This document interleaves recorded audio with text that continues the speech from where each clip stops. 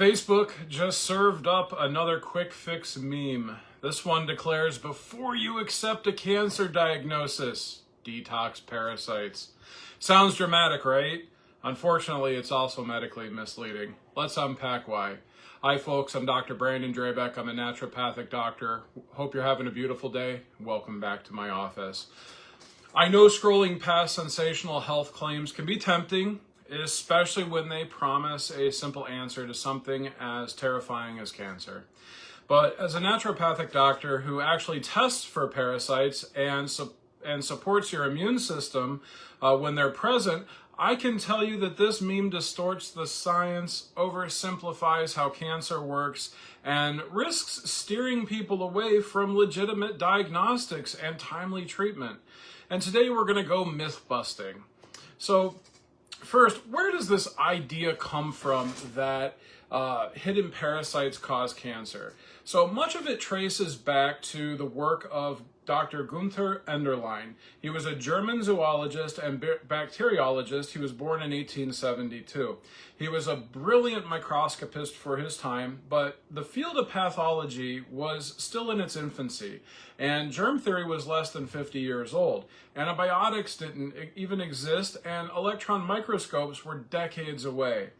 Enderlein had actually proposed a concept called pleomorphism, which is the belief that a single microorganism could morph through many different shapes, from harmless, what he called protists, to virulent fungi, depending on the terrain of the body. And he theorized that these shifting microforms and the toxins that they produced were behind degenerative diseases, including cancer.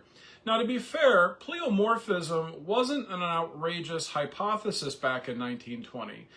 Scientists were still debating whether viruses were liquid or particles. But as microscopy technology improved, the molecular biology emerged, we learned that fungi and bacteria and parasites each have distinct life cycles and genetic identities. They don't just magically transform into one another. So by the 1940s, controlled experiments with cultured media, staining techniques, and later electron microscopy showed that Enderlein's supposed stages were actually different organisms, or in many cases, artifacts of poor slide preparation. Now, modern genomic sequencing has now mapped thousands of microbial genomes. We can identify parasites and microbes down to the species and even strain level.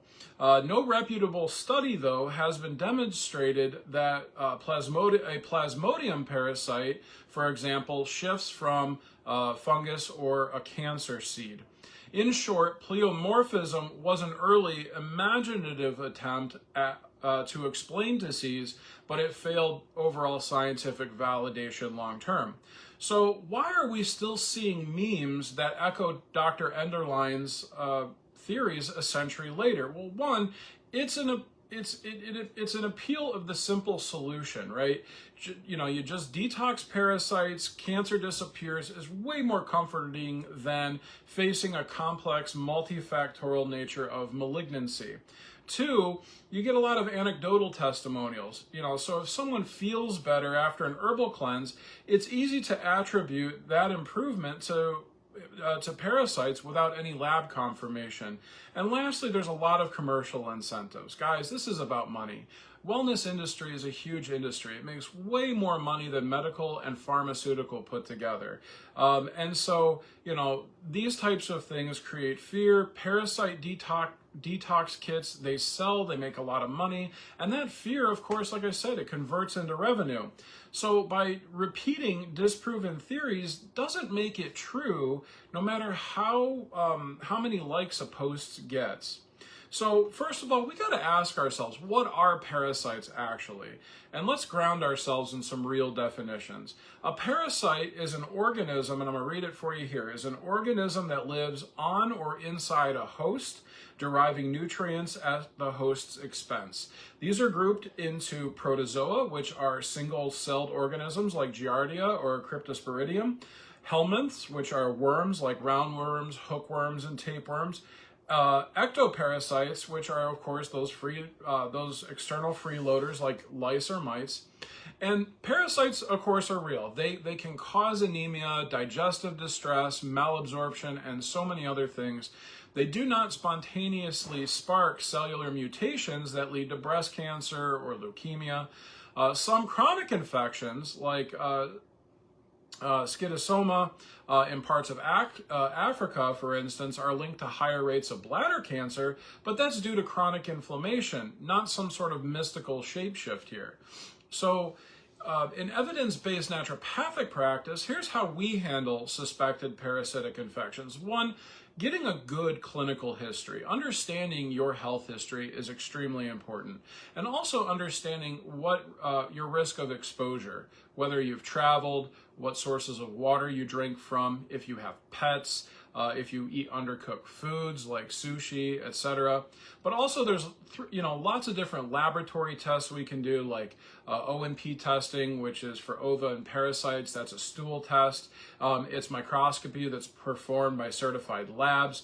There's antigen or PCR panels for higher sensitivity, especially if we're dealing with something like Giardia or Cryptosporidium. And then there's serological tests, when tissue parasites like Toxocara are even expected.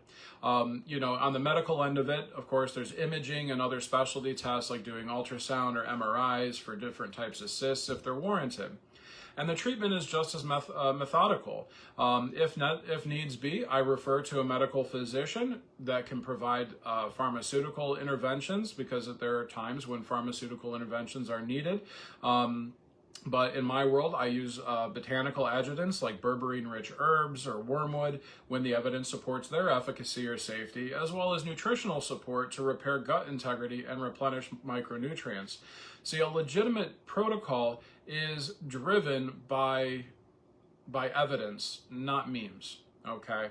And what about cancer? Okay, now cancer is a collection of over 200 distinct diseases. And let me repeat that. It is a collection of over 200 distinct diseases, all characterized by uncontrollable cell growth and evasion of normal death signals.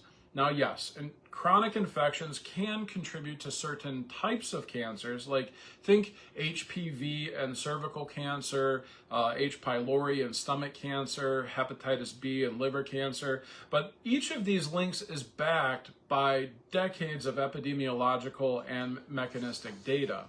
No reputable oncology or infectious disease journal has shown that detoxing parasites alone reverses a confirmed diagnosis of cancer. Now, waiting to treat a malignant tumor while downing a mystery cleanse is like ignoring a house fire because someone online said it was just bad energy. Okay? So, how do we act practically on advice, and how do we respond to such memes? Well, here's a quick checklist when you encounter claims like this. Number one, do a source check. Does this statement cite peer-reviewed research, or is it just a graphic with bold fonts? Number two, the plausibility test. Does it contradict what multiple disciplines in oncology, microbiology, immunology all have confirmed? Do a risk assessment. Could following this advice today delay critical care? And if yes, treat it as hazardous information. Lastly, consult your healthcare professionals. Bring these memes to your healthcare provider. Have that 5-minute conversation, which can save months of misguided detoxing. So, to all of my patients and viewers, you deserve clear, evidence-based guidance, whether the topic is cancer, parasites, or the latest social media health trend. And if you're genuinely concerned about parasites, or any chronic symptom for that matter, let's test, not guess. Book a consultation with me at my Chesterland clinic or in my Brecksville office at Aculaser Treatment Center. We can meet in person, or we can do this via secure telehealth, and we'll build a personalized, science-grounded plan together. Stay curious, stay critical, and remember, your health decisions should be shaped by facts, not Facebook memes. Have a beautiful day. Take care. Bye.